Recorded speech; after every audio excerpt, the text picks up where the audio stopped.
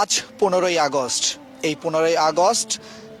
বেশ সকাল থেকেই আমরা দেখতে পাচ্ছি বেশ উত্তেজনার মধ্যে দিয়ে ধানমন্ডি 32 এবং এই 32-এ আমরা যেমনটা দেখতে পাচ্ছি সেই বিষয়গুলো তুলে ধরছি এবং সকালে আমরা এই জায়গাটিতে এসে যেমনটা দেখতে পেয়েছি ঠিক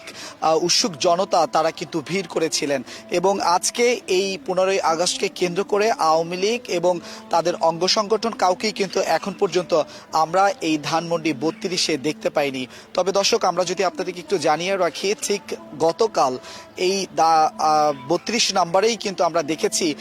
বিকাল থেকে কাউকে সেরকম দেখিনি। তবে পুলিশ সদস্য বা আইন শৃঙ্খলা রক্ষায় যারা দায়িত্বে রয়েছেন তারা কিন্তু এই জায়গাটিতে সেই গতকাল থেকেই কিন্তু রয়েছেন এবং ঠিক সন্ধ্যার পর আমরা এই জায়গাটিতে দেখেছি যারা এই ধানমন্ডির স্থানীয়রা রয়েছেন এবং বিএনপির অঙ্গ সংগঠনের যারা ছিলেন তারা কিন্তু এই ধানমন্ডি 32-এ মুজিবের যে বাড়িটি রয়েছে তার বাড়ির সামনে যে সড়কটি রয়েছে এই সড়কে কিন্তু তাদের পদচারণা ছিল এবং সেই সময় কিন্তু আমরা দেখেছি কয়েকজনকে আওয়ামী লীগ সন্দেহে তাদের কিন্তু প্রহার করা হয় এবং পরিশেষে পুলিশের কাছে কিন্তু তাদেরকে তুলে দেওয়া হয়। এরকম কিন্তু গতকালকে দেখেছি এবং ঠিক রাত 12টার পরে যখন 14ই আগস্ট থেকে 15ই আগস্টে পড়লো সেই মুহূর্তে এই ধানমন্ডি 32-এ লেগের পাশেই কিন্তু আমরা গানের মধ্যে দিয়ে উল্লাস করতে দেখেছি ছাত্র জনতাকে। এবং যদি আমরা আজকে বলতে চাই, সকাল থেকেই কিন্তু আমরা গণমাধ্যম কর্মীরা রয়েছি এই ধানমন্ডির 32 নম্বর সড়কটিতে। এই সড়কটির দুপাশে কিন্তু পুলিশের অবস্থান এবং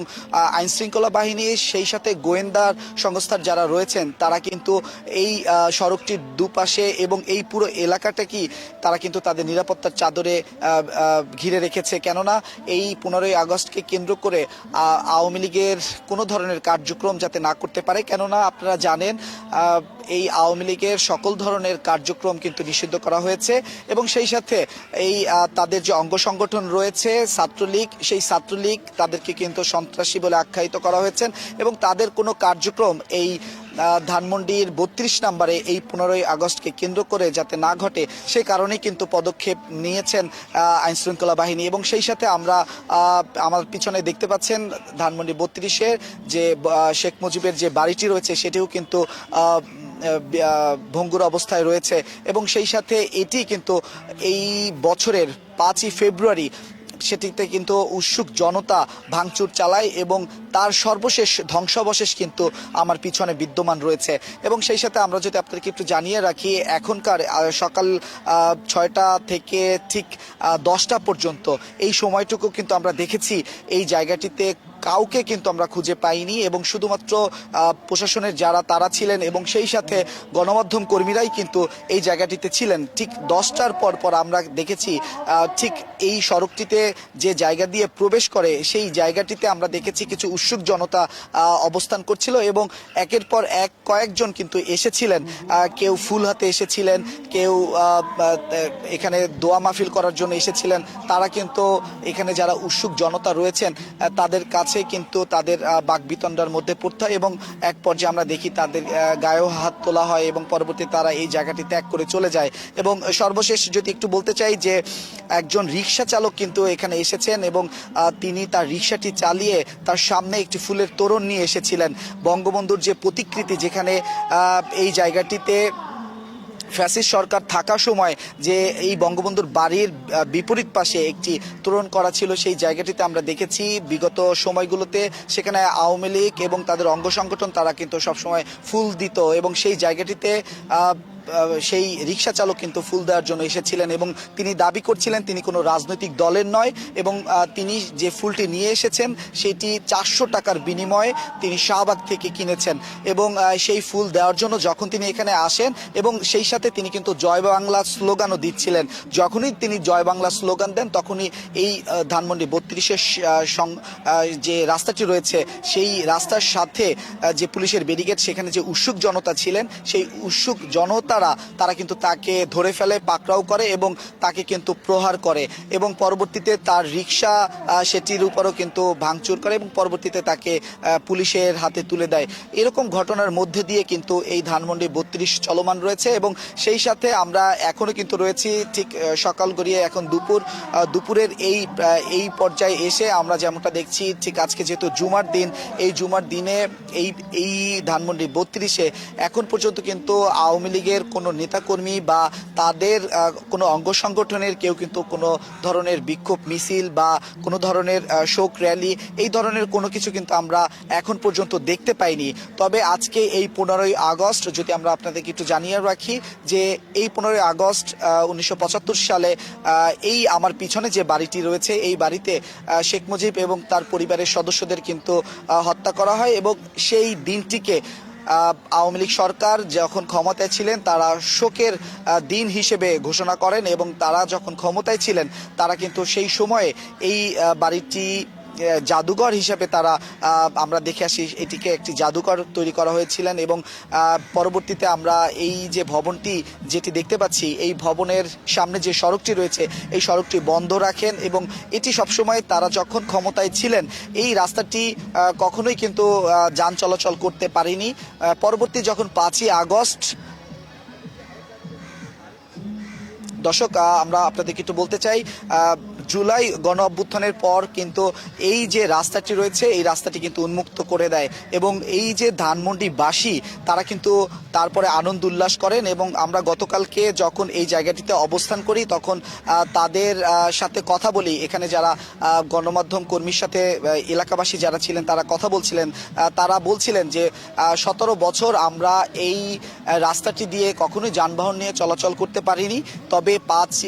এই গণ অভ্যুত্থানের পরেই কিন্তু আমরা এই রাস্তাটি দিয়ে যান চলাচল করতে পেরে তারা আনন্দ এবং উল্লাসিত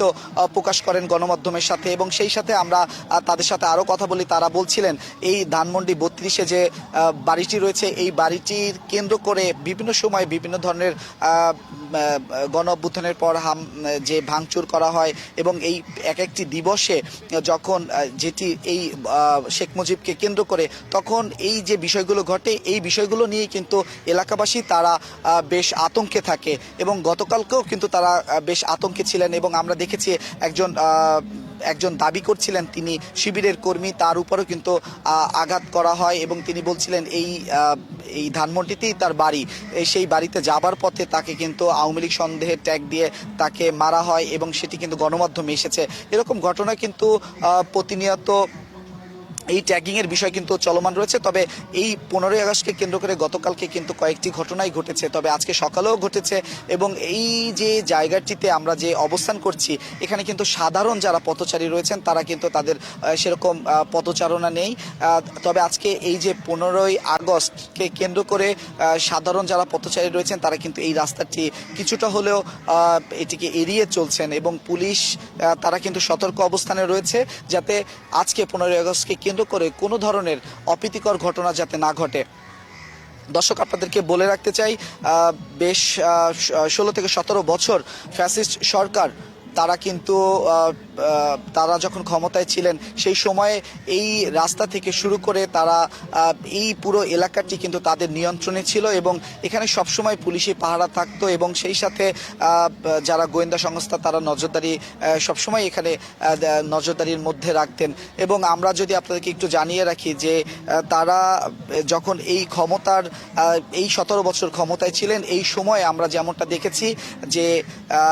যে ধরনের তারা শাসন কার্য চালিয়েছেন সে কারণে সাধারণ মানুষ তাদেরকে ফ্যাসিস্ট বলছেন এবং এর পরবর্তীতে টানা 35 দিনের আন্দোলনের পরেই কিন্তু আমরা দেখতে পেয়েছি যে আগস্টের 5 তারিখ ফ্যাসিস্ট সরকারের প্রধানমন্ত্রী যিনি ছিলেন সাবেক প্রধানমন্ত্রী তিনি কিন্তু সেই জায়গা থেকে প্লেনে করে হেলিকপ্টারে করে বাংলাদেশ থেকে পালিয়ে ইন্ডিয়াতে চলে যায় এবং পরবর্তীতে ছাত্র জনতার যে অভ্যুত্থান ঘটে সেই অভ্যুত্থানের পরে কিন্তু অন্তর্বর্তীকালীন সরকার তিনি গঠিত হয় এবং তারাই কিন্তু এখন দেশ পরিচালনা করছে এবং সেই জায়গা থেকে আমরা যেমনটা দেখতে পাচ্ছি যে সার্বিক পরিস্থিতি এবং বাংলাদেশের যে বিষয়গুলো রয়েছে সেই বিষয়গুলো কিন্তু তারা খুব ভালোভাবেই এই সময়টাতে আইন শৃঙ্খলা বাহিনীর কিছুটা হলেও বিলম্ব ঘটছে এমনটা কিন্তু সাধারণ মানুষ দাবি করছে। তবে আমরা প্রশাসনের জায়গা থেকে এবং স্বরাষ্ট্র উপদেষ্টা যিনি রয়েছেন তিনি কিন্তু বলছিল যে আইন শৃঙ্খলা বাহিনী যারা রয়েছেন তাদের উপর কিন্তু কঠোর নির্দেশনা দিয়েছেন, যারা অনিয়ম করবে বা কোনো ধরনের অন্যায় করবে তাদের প্রতি কিন্তু জিরো টলারেন্স। তবে সেই জায়গা থেকে আমরা কিন্তু প্রতিনিয়ত দেখতে পাচ্ছি যে একের পর এক বিভিন্ন হত্যাকাণ্ড বা এই ধরনের ঘটনা কিন্তু ঘটেই চলছে। এবং সেই সাথে আমরা যদি আপনাদেরকে একটু জানিয়ে রাখি এই 15ই আগস্টকে কেন্দ্র করে, তবে এখন এই যে দুপুরের পরবর্তীতে কিন্তু আমরা যেমনটা বলতে চাই যে এই সন্ধ্যা পর্যন্ত হয়তোবা এখানে যারা আছেন আইন শৃঙ্খলা বাহিনী তাদের সাথে কথা বলেছি, তারা বলছে যে সন্ধ্যা পর্যন্ত তারা এই জায়গাটিতে হয়তো আওয়ামী লীগ বা তাদের অঙ্গ সংগঠনের কেউ আসে কিনা সে কারণে কিন্তু তারা নজরদারিতে রেখেছেন। যেহেতু আজকে 15ই আগস্ট, এই 15ই আগস্ট শেখ মুজিব এবং তার পরিবারের সদস্যরা মৃত্যুবরণ করেছিলেন এই বাড়িতে এবং তাদেরকে যে হত্যা করা হয় সেই দাবিতেই সেই প্রেক্ষিতেই কিন্তু এই 15ই আগস্ট জাতীয় শোক দিবস ঘোষণা করা হয়েছিল। তবে এই যে অন্তর্বর্তীকালীন সরকার এখন ক্ষমতায় রয়েছেন তারা কিন্তু সেই 15ই আগস্টকে বিলুপ্ত করেন এবং এই 15ই আগস্ট আওয়ামী লীগ যেহেতু তারা ক্ষমতায় ছিলেন সেই সময় এই 15ই আগস্টকে তারা বিভিন্নভাবেই উদযাপনের জন্য তারা বিভিন্ন প্রস্তুতি নেবেন বলে কিন্তু আমরা সোশ্যাল মিডিয়াতে দেখেছি। এবং সেই সাথে আপনাদের একটি তথ্য দিতে চাই যে আমরা গতকালকে কিন্তু সোশ্যাল মিডিয়াতে দেখেছি যে ফ্যাসিস্ট সরকারের যিনি প্রধানমন্ত্রী ছিলেন সাবেক শেখ হাসিনা, তার সন্তান সজীব অজিত জয় তিনিও কিন্তু তাদের দলের নেতাকর্মীদের বলেছেন যে এই 15ই আগস্টকে কেন্দ্র করে তারা যাতে এই 15ই আগস্ট শোক দিবস পালন করে। এবং সেই প্রেক্ষিতে আমরা যেমনটা দেখেছি যে বিভিন্ন সোশ্যাল মিডিয়া জুড়ে আওয়ামী লীগের সাথে যারা রয়েছেন অঙ্গ সংগঠন এবং তাদের কর্মী থেকে শুরু করে অনেকেই কিন্তু সোশ্যাল মিডিয়াতে বিভিন্ন সময় পোস্ট দিয়েছিলেন যে আজকের এই 15ই আগস্ট তারা বিভিন্নভাবে পালন করবেন। তবে আমরা কিন্তু দেখেছি তাদের কোনো ধরনের কার্যক্রম এই 15ই আগস্টকে কেন্দ্র করে আমরা এই ধানমন্ডি 32-এ কিন্তু দেখতে পারিনি। তবে সোশ্যাল মিডিয়াতে কয়েক জায়গায় দেখেছি যে তারা কিন্তু বিভিন্ন প্রোগ্রাম বা বাস্তবায়নের জন্য কিন্তু তারা তারা সেটি কিন্তু ভিডিও ধারণ করে সোশ্যাল মিডিয়াতে কিন্তু দিয়েছিলেন। তবে এই ধানমন্ডি 32-এ আমরা যদি